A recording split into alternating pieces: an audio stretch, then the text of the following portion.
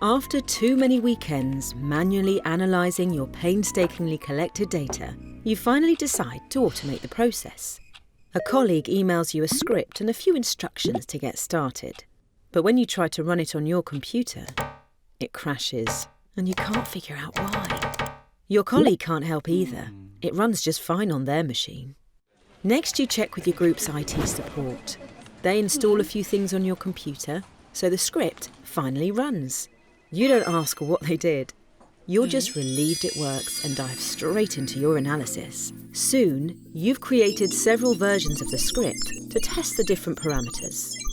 2 weeks later, it's lab meeting day. You want to show your results, but which script generated which figure? With what parameters? And which library version?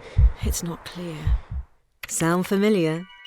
In this module, you'll learn how to avoid these pitfalls, manage dependencies, and document scripts in a reproducible way.